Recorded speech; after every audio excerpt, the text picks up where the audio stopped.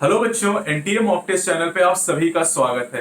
मैं हूं डॉक्टर हरिओम गंगवार और आज के इस वीडियो में हम एनटीए मॉक टेस्ट के कुछ इंपॉर्टेंट क्वेश्चन को डिस्कस करेंगे।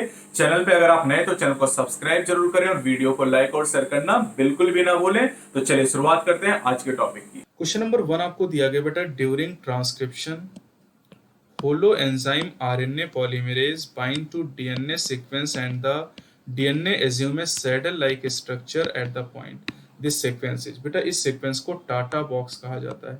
अब ये क्वेश्चन आपको एनसीईआरटी में तो नहीं दिया गया, लेकिन अगर आपने बायोनीट की होगी तो सेक्शन सी का पहला क्वेश्चन यही आपको दिया गया है। Glycogen is must structurally similar to.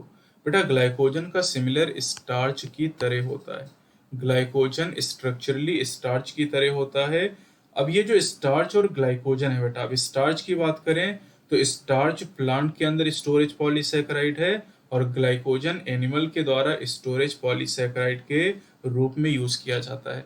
दोनों की हाइड्रोलिसिस करने पर ग्लूकोज मिलता है, यानी दोनों ही ग्लूकोज के पॉलीमर हैं। The maintenance of favorable internal condition by self-regulated mechanism, even though there are changes in the environment is known as। बाहर का environment change हो रहा है लेकिन internal environment constant है, that is named as homeostasis। With respect to in situ conservation, the national genetic resources can be achieved by establishing। बेटा in situ conservation की बात करें तो national park, wild life sanctuary, biosphere reserve, तीनों ही in situ conservation के तरीके, तो answer आपका डी हो जाएगा। Identify the incorrect statement regarding BT cotton. BT cotton के लिए गलत पूछा गया। पहला है कि dried spore of bacillus thuringiensis are spread on its vulnerable leaves. बेटा बीटी कॉटन की अगर बात करें तो बीटी कॉटन वैसे इंसेक्ट से रेजिस्टेंट है, तो उस पे बैसिलस thuringiensis बैक्टीरिया के ड्राइड स्पोर डालने की कोई जरूरत नहीं है।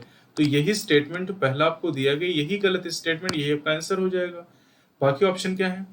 It release toxin that cause swelling in the gut of insect that इंगेस इट लीव। ये सही है। बीटी कॉटन की अगर लीव्स को कोई इंसेक्ट खाएगा तो उस इंसेक्ट के गट में जाने के बाद टॉक्सिन रिलीज हो जाएगा। It is a transgenic plant, बिल्कुल बीटी कॉटन एक ट्रांसजेनिक प्लांट है। cry1ac and cry2ab gene are introduce to make them resistant against bollworm, ये भी सही है। तो इनकरेक्ट स्टेटमेंट यहाँ पर एक हो जाएगा। क्वेश्चन नंबर 7 बेटा, 3PGA is the first stable product in. 3PGA पहला स्टेबल प्रोडक्ट है बेटा कार्बन रिडक्शन साइकिल। अब कार्बन रिडक्शन साइकिल क्या है बेटा? कार्बन रिडक्शन साइकिल का मतलब है केल्विन साइकिल या C3 cycle. Carbon reduction cycle को ही C3 साइकिल कहते हैं या केल्विन साइकिल कहते हैं या केल्विन पेंसन साइकिल भी कहा जाता है। तो केल्विन साइकिल में आप जानते हैं कि पहला स्टेबल प्रोडक्ट होता है 3 कार्बन का कंपाउंड यानी 3-फॉस्फोग्लिसरिक एसिड, जिसे शॉर्ट में 3PGA कहा जाता है। There are 3 endocrine gland involved in carbohydrate metabolism, mark the correct set। तो बेटा आप जानते हैं कि जो पैनक्रियाज है, पैनक्रियाज से इंसुलिन और ग्लूकागॉन सिक्रीट होते हैं जो कार्बोहाइड्रेट की मेटाबॉलिज्म में रोल प्ले करते हैं। एडिनो हाइपोफाइसिस यानी जो एंटीरियर पिट्यूटरी है बेटा, एंटीरियर पिट्यूटरी ACTH नाम के हार्मोन को सिक्रीट करती है और जो ACTH है एडिनो कार्टिकोट्रॉफिक हार्मोन, ये एडिनल कॉर्टेक्स को स्टिमुलेट करता है और साथ ही एडिनो हाइपोफाइसिस से TSH यानी थायराइड स्टिमुलेटिंग हार्मोन निकलता है जो थायराइड ग्लैंड को स्टिमुलेट करता है। और जो थायराइड ग्लैंड है बेटा ये बेसल मेटाबॉलिक रेट को कंट्रोल, BMR को कंट्रोल करने का काम करती है। तो बी आपका आंसर हो जाएगा यहाँ पर। अगला क्वेश्चन है बेटा, बोन्स बिकम फ्रेगाइल। फ्रेगाइल का मतलब बोन कमजोर हो जाती हैं, आसानी से ब्रेक हो सकती हैं। तो बोन फ्रेगाइल हो जाती है बेटा ऑस्टियोपोरोसिस में। ऑस्टियोपोरोसिस एक एज रिलेटेड डिसऑर्डर है और इसका जो कॉमन कॉज होता है that is the low level of estrogen in advance as.